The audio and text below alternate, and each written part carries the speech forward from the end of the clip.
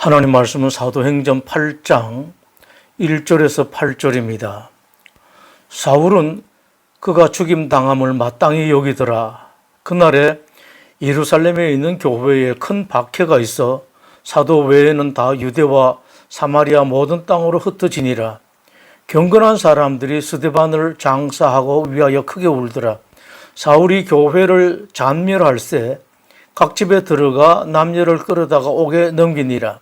그 흩어진 사람들이 두루다니며 복음의 말씀을 전할세 빌립이 사마리아 성에 내려가 그리스도를 백성에게 전파하니 무리가 빌립의 말도 듣고 행하는 표적도 보고 한 마음으로 그가 하는 말을 따르더라.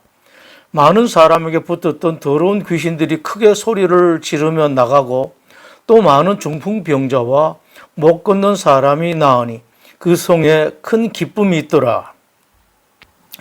성경의 역사, 성경의 시대를 나누면 크게 구약의 시대와 신약의 시대로 나눌 수 있습니다.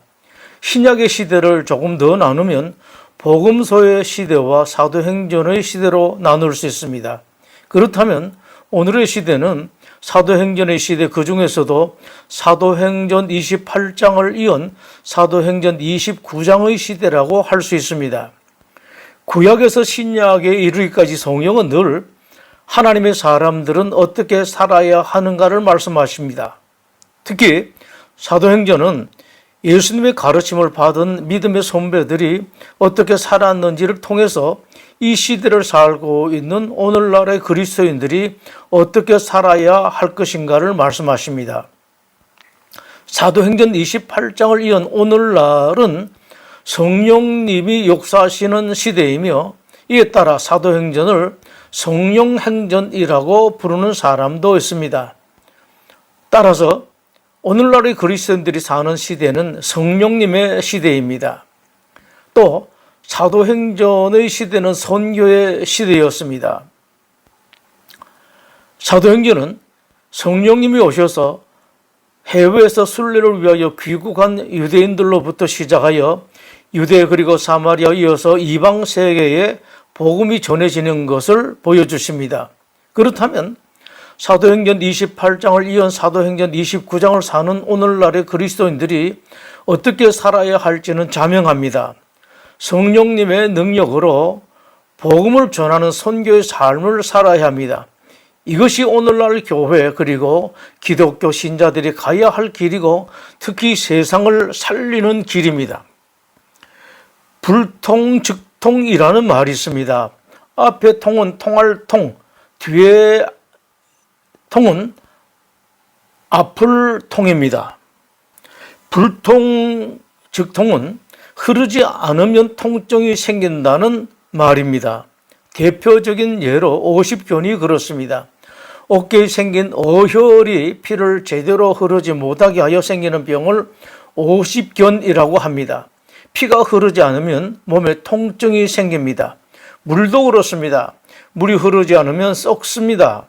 물이 흐르지 않으면 여러 가지 의미의 고통이 생깁니다. 썩은 물도 고통을 당하고 썩은 물을 먹고 사는 생물들도 다 같이 고통을 당하게 됩니다. 돈도 그렇습니다. 돈도 흘러가지 않으면 썩습니다.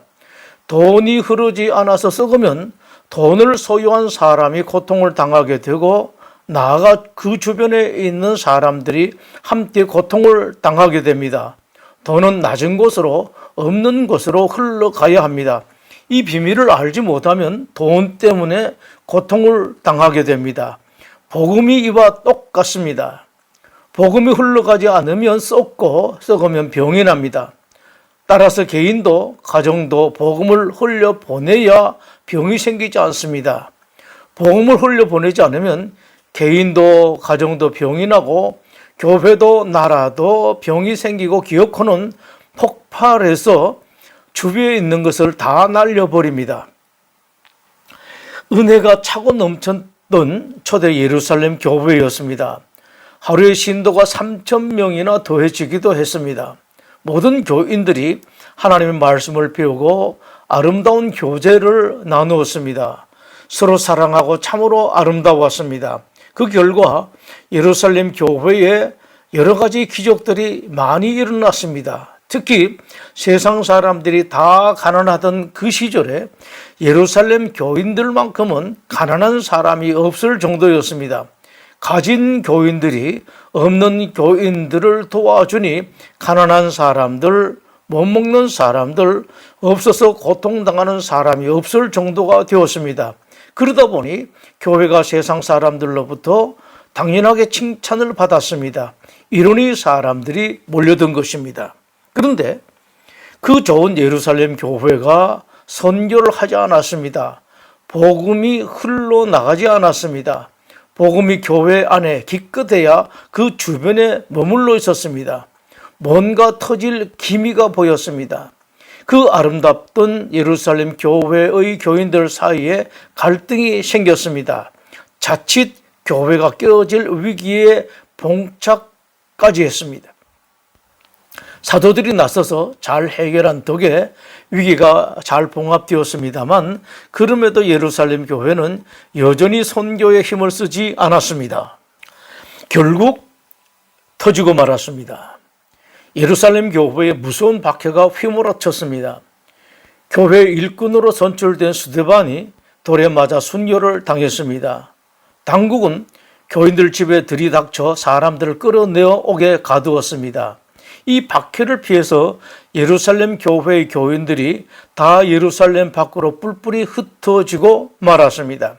참으로 아이러니한 것은 여건과 환경이 좋고 모든 것이 갖춰졌을 때는 선교에 관심을 가지지 않던 예루살렘 교인들이 예루살렘을 떠나 객지 힘들고 어려운 환경에서 비로소 복음을 전했다는 사실입니다. 그것도 열심히 복음을 전했습니다. 모든 것이 좋을 때 복음을 전했다면 얼마나 좋았겠습니까? 그때 힘써서 복음을 전했다면 여건도 받쳐주고 여러 사람이 힘을 모아서 더 힘있게 선교할 수 있었을 텐데 말입니다. 할 수 있을 때 열심히 힘껏 선교하십시오. 선교도 때가 있습니다. 때가 지나면 하고 싶어도 여건이 좋아도 못합니다. 그런 때가 반드시 오게 되어 있습니다. 할 수 있을 때 열심히 선교하십시오. 그것은 여러분에게 행복입니다. 거기다 선교하는 사람에게는 하나님께서 이것저것 더 더해 주시기도 합니다. 예수님께서 말씀하셨습니다. 무릇 있는 자는 받아 풍족하게 되고, 마태복음 25장 29절 말씀입니다. 흩어진 예루살렘 교인 출신 중에 빌립이라는 집사가 있었습니다. 예루살렘 교회에서 뽑은 7 집사 가운데 한 사람입니다.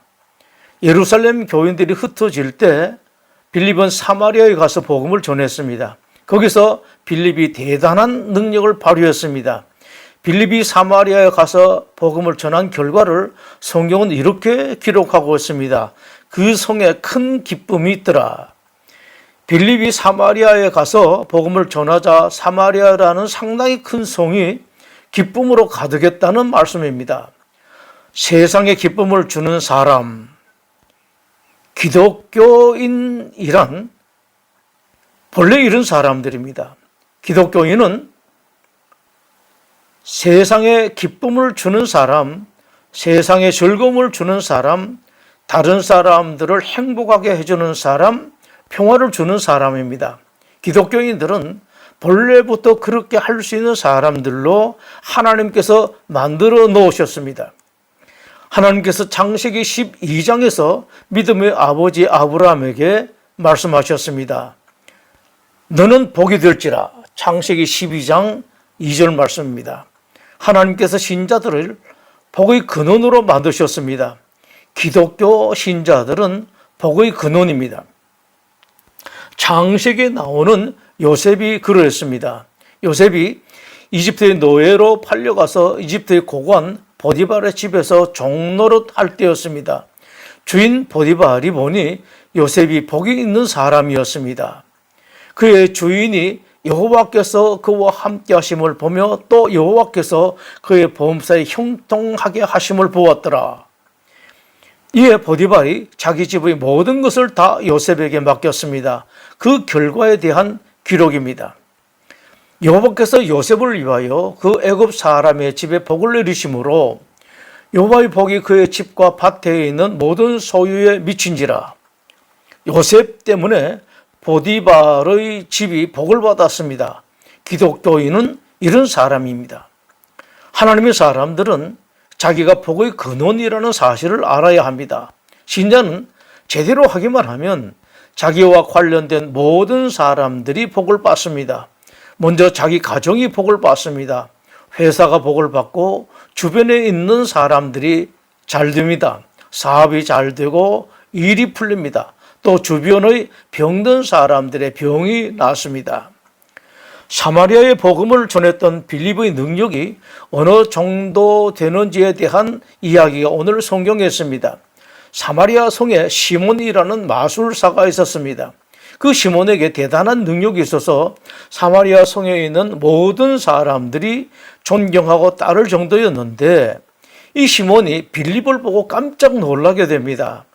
모두가 대단하다고 하는 자기의 능력이 빌립의 능력에 비하니 그야말로 세 발의 피였던 것입니다. 빌립의 능력에 탐복한 시몬이 빌립 앞에 엎드렸습니다. 사도행전 8장의 기록입니다. 그 성에 시몬이라 하는 사람이 전부터 있어 마술을 행하여 사마리아 백성을 놀라게 하며 자칭 큰 자라 하니 낮은 사람부터 높은 사람까지 다 따르며 이르되 이 사람은 크다 일컫는 하나님의 능력이라 하더라.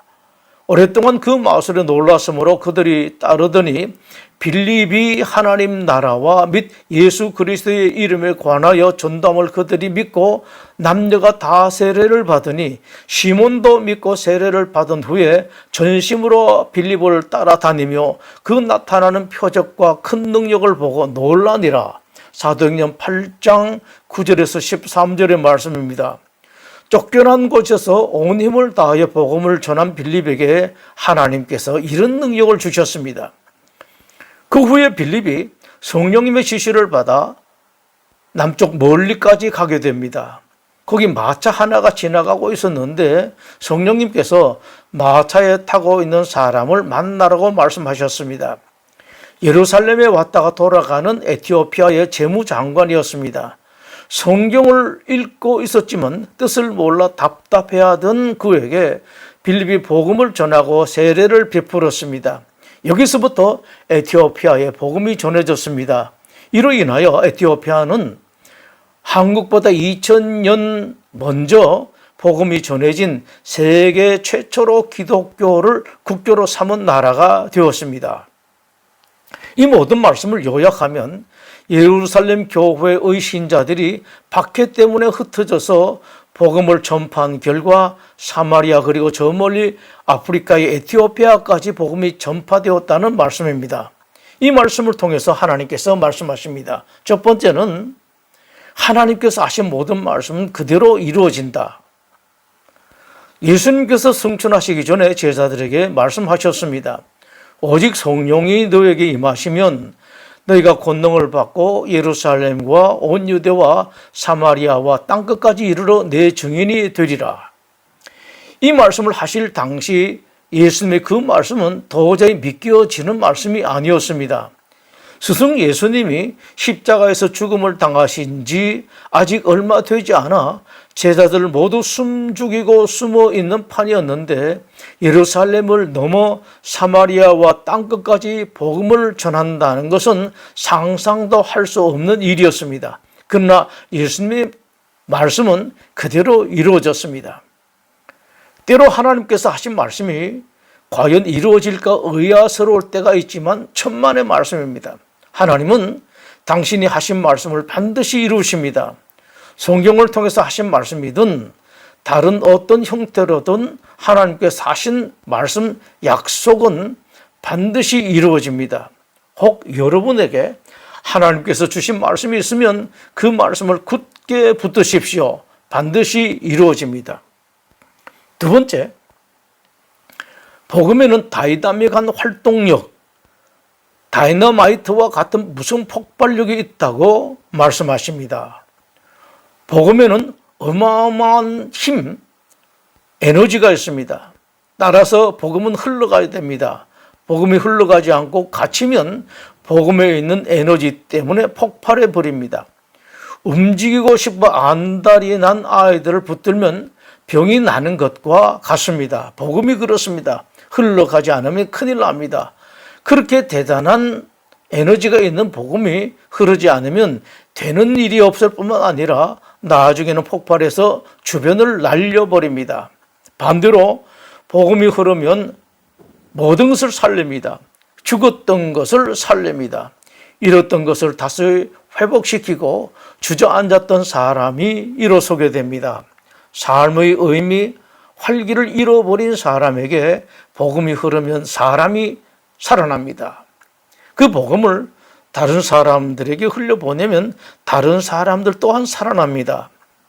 에스겔서 47장에서 하나님께서 희한한 환상을 보여주십니다. 이 세상이 파괴되어 폐허가 된 곳의 광경입니다. 폐허가 된 곳의 성전에서 물이 흘러나오기 시작했습니다. 에스겔서 47장 1절입니다. 그가 나를 데리고 성전 문에 이르시니 성전의 앞면이 동쪽을 향하였는데 그 문지방 밑에서 물이 나와 동쪽으로 흐르다가 성전 오른쪽 제단 남쪽으로 흘러내리더라. 성전에서 흘러나오는 물이 점점 불어나 발목에 오르고 다시 더 불어나서 무릎에 오르고 그 다음 허리에까지 물이 오르고 다시 더 늘어나 사람이 건너지 못할 강이 됩니다. 그 물이 가득하여 헤엄칠 만한 물이요 사람이 능히 건너지 못할 강이더라. 그때 하나님께서 말씀하셨습니다. 이 강물이 흐르는 곳마다 번성하는 모든 생물이 살고 또 고기가 심히 많으리니 이 물이 흘러 들어감으로 바닷물이 되살아나겠고 이 강이 흐르는 각처의 모든 것이 살 것이다. 성전에서 물이 흐르니 즉 복음이 흐르니 강이 살아났고 바다가 살아났습니다. 죽었던 나무들이 살아났습니다.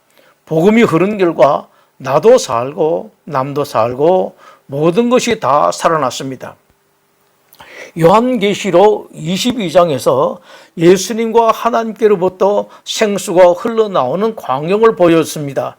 요한계시록 21장 1, 2절 말씀입니다.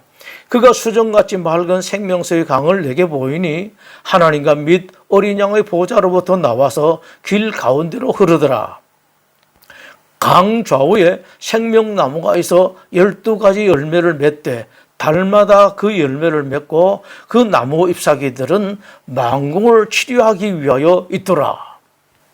복음이 흐르면 살아납니다. 인생도 살고 가정도 살고 나라도 살아납니다. 나라에 대해서 걱정이 많으실 것입니다. 생각이 있는 분들은 더 그럴 것입니다. 그러나 아십시오.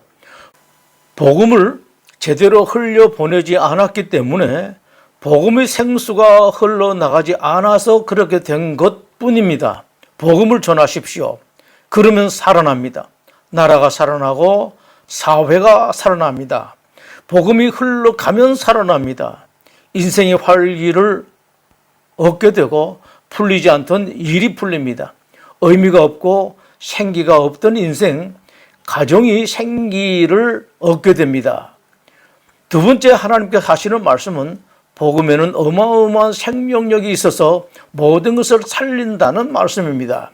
세 번째 하나님께서 하시는 말씀은 복음 전하는 사람에게 능력과 권세를 주겠다입니다.